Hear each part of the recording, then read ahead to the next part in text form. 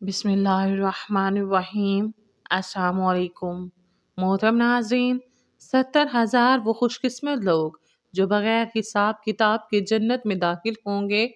उन 70,000 में कौन सी सफ़ात वाले लोग शामिल हैं, जानने के लिए वीडियो को मुकम्मल ज़रूर देखिएगा। हज़रत इब्ने अब्बास रज़ी अल्लाह तआला अन्हु ने बयान किया कि हजूर सल्लल्लाहु अलैहि वआलिहि वसल्लम ने फरमाया, मेरे सामने तमाम उम्मतों को पेश किया गया।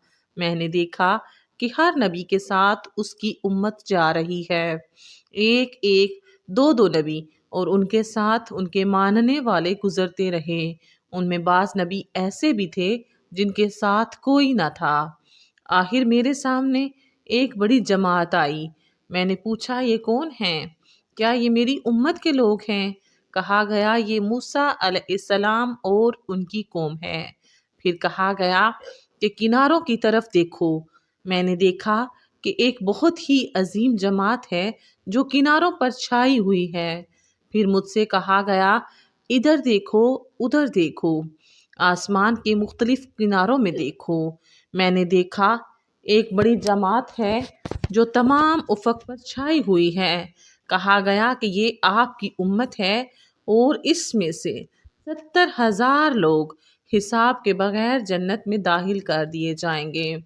इस इरशाद को फरमाने के बाद आप सल्लल्लाहु अलैहि वआलिहि वसल्लम अपने हिजरा में तशरीफ़ ले गए और कुछ तफसील नहीं फरमाई।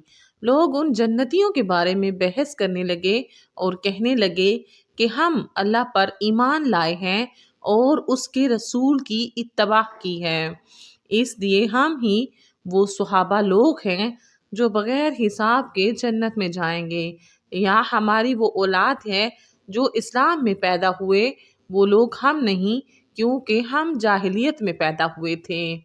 ये बातें जब नबी करीम सल्लल्लाहु अलैहि वआलिहि वसल्लम को मालूम हुई तो आप सल्लल्लाहु अलैहि वआलिहि वसल्लम बाहर तशरीफ़ लाए और फरमाया, ये वो लोग होंगे जो झाड़ फूंक नहीं करवाते, फाल नहीं देखते और दाग कर इलाज नहीं करते, बल्कि अपने रब पर भरोसा करते हैं। मोहतरम नाज़रीन, हाजरीन में से अकाशा बिन महसिन खड़े हुए और अर्ज़ किया, या रसूल अल्लाह सल्लल्लाहु अलैहि वआलिहि वसल्लम, दुआ फरमा दीजिए कि अल्लाह मुझे भी उनमें से कर दे। आप सल्लल्लाहु अलैहि वआलिहि वसल्लम ने दुआ फरमा दी कि या अल्लाह, इसको उनमें शामिल कर दे। फिर दूसरा शख्स खड़ा हुआ और कहने लगा, या रसूल अल्लाह, मेरे लिए भी दुआ फरमा दीजिए कि अल्लाह मुझे भी उनमें से कर दे। हजूर सल्लल्लाहु अलैहि वआलिहि वसल्लम ने फरमाया, आकाशा इस पर सबकत कर चुके हैं और वो तुमसे बाजी ले गए।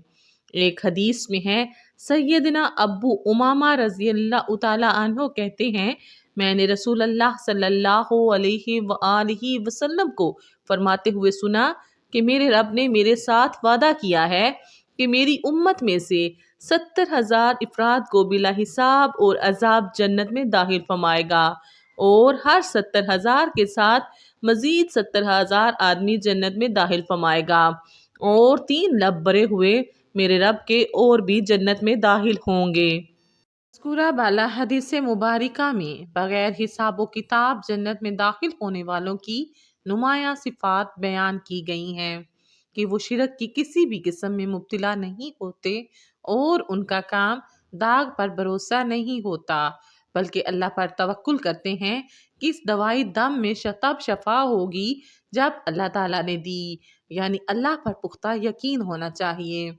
मज़कूरा बाला हदीस में दम की जो ममानत आई है, दरअसल उससे मुराद शिरकिया अल्फाज वाले दम हैं, क्या मंतर वगैरह। इसके अलावा बहुत सी हदीस में दम करने का सबूत मिलता है। किसी से दम करवाना और खुद करना दोनों का सबूत सुन्नत मुतहरा से मिलता है।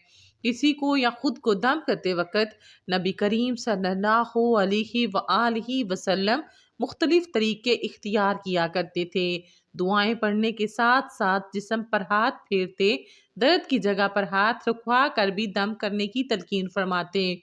हज़रत आयशा सदीक़ा रज़ी अल्लाह तआला अन्हा फरमाती हैं کہ نبی اکرم صلی اللہ علیہ وآلہ وسلم مریض کے جسم پر اپنا دایاں ہاتھ پھیرتے اور یہ دعا پڑھتے تھے، جس کا ترجمہ کچھ یوں ہے: اے لوگوں کے رب، بیماری کو دور کر اور شفا عطا کر، تو ہی شفا دینے والا ہے، تیری شفا کے سوا کوئی شفا نہیں، ایسی شفا دے کہ جو کسی بیماری کو نہیں چھوڑتی۔ حضرت عائشہ رضی اللہ تعالی عنہ سے روایت ہے کہ جب اللہ کے رسول صلی اللہ علیہ وآلہ وسلم بیمار پڑتے تو اپنے اوپر معوذ 3 سورۃ الفلق اور سورۃ الناس سے دم کرتے، اس طرح کے پھونک کے ساتھ کچھ تھوک بھی نکلتا۔ پھر جب مرض الموت میں آپ کی تکلیف بڑھ گئی تو میں ان صورتوں کو پڑھ کر آپ کے ہاتھوں کی برکت کی امید پر آپ کے جسم پر پھیرتی تھی۔ اس کے علاوہ مذکورہ بالا حدیث میں فال اور کہانت کا بھی ذکر ہے کہ وہ لوگ اس سے پاک ہوں گے۔ شریعت میں فال اور کہانت نکلانے کی بھی سخت مذمت آئی ہے۔ حضرت عمران بن حسین اور حضرت عبداللہ بن عباس رضی اللہ تعالی عنہ سے روایت ہے کہ نبی کریم صلی اللہ علیہ وآلہ وسلم نے فرمایا کہ جو فال نکالے یا جس کے لیے نکالا جائے، جو کہانت کا پیشہ اختیار کرے یا کاہن کے پاس جائے یا جو جادو کرے یا کراوائے، وہ ہم میں سے نہیں۔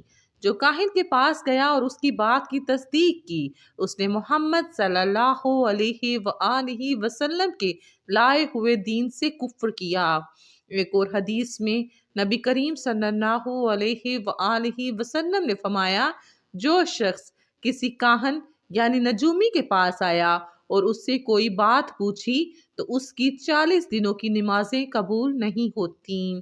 یہ تو صرف کاہن کے پاس جانے کی سزا ہے، البتہ جو اسے عالم الغیب سمجھے، اس کی باتوں کی تصدیق کرے اور اس پر ایمان لائے، وہ کافر ہو جاتا ہے۔